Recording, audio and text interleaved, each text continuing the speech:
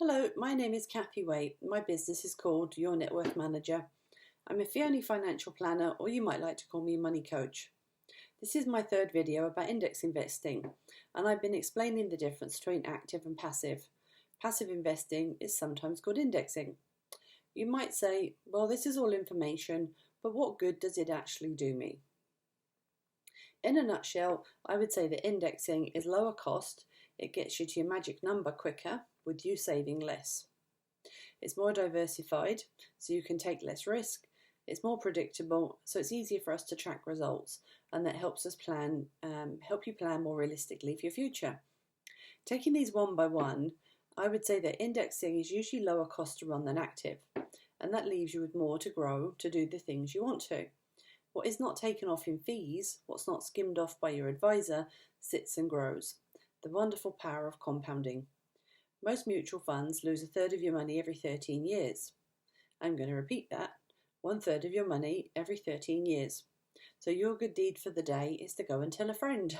Spread the news. Indexing is more diversified, so it's less volatile than active mutual funds or stock picking. Usually that leads to less stress and less time that your money's in recovery after a downturn, and more time actually growing for you. Indexing reduces what's known as stock-specific risk. If we need some Canadian equities, we could go and buy individual companies. One might do really well, it might soar, and another might completely sink on us. If we buy an index, that just can't happen to you because you get the average of the index. This leads to it being much more predictable. If we pick our favourite fund manager, or your advisor represents a company and has to sell that company's funds, often what's in there isn't reflected in the name. I have seen far too many Canadian equity funds that have huge chunks of US in there. They might actually be sitting on cash for redemptions or because they don't know what to do with it. And that's all a drag on your return. The main point being, you don't know exactly what they're doing day to day. You don't know what their secret sauce is or what the outcome might be. If you buy an index, you know exactly what's in it. You know what you've signed up for. You know the list that you're copying. So you have a much better idea of what you actually own and how it is likely to react at different times, the good times and the bad times.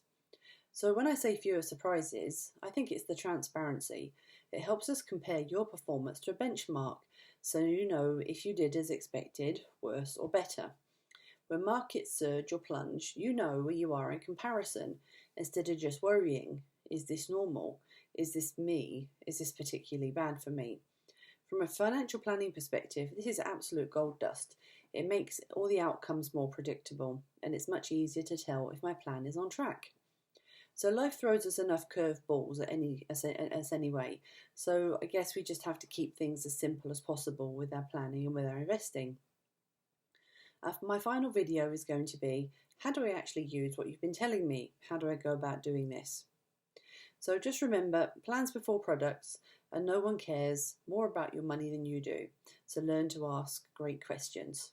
Speaking of which, if you've got any questions, give me a call, 306-535-2255, or send me an email on my email below.